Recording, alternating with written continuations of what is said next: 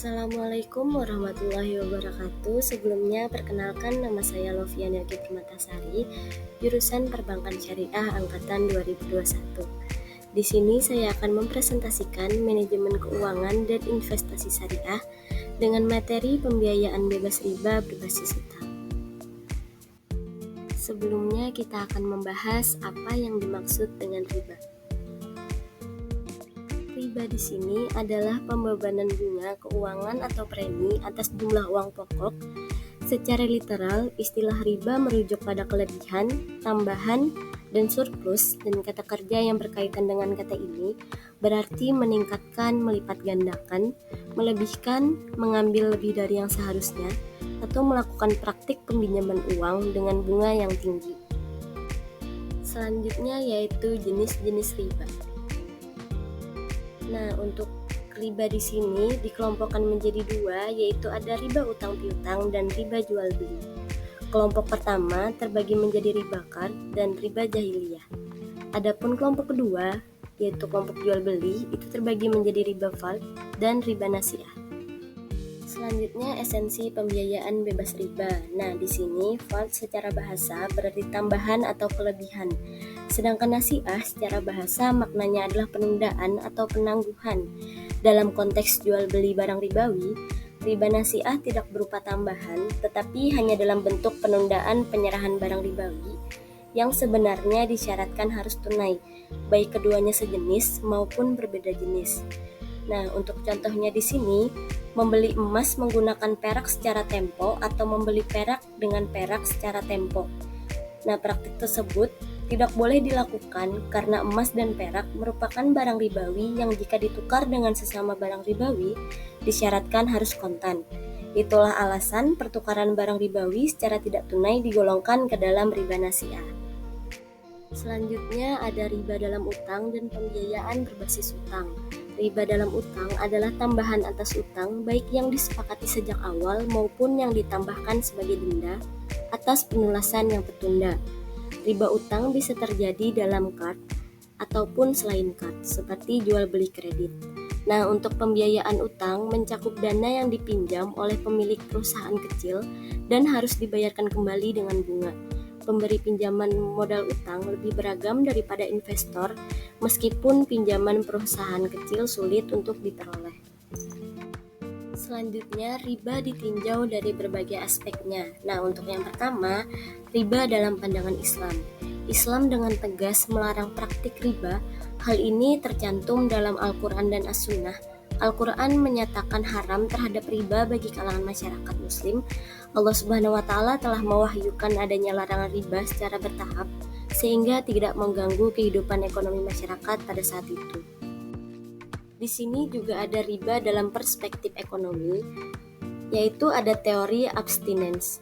Menurut teori ini, ketika kreditor menahan diri, ia menangguhkan keinginannya untuk memanfaatkan uangnya semata-mata untuk memenuhi keinginan orang lain. Ia meminjamkan modal yang semestinya dapat mendatangkan keuntungan bagi dirinya sendiri. Jika peminjam menggunakan uangnya itu untuk memenuhi keinginan pribadi, ia dianggap wajib untuk membayar sewa atas uang yang dipinjamnya.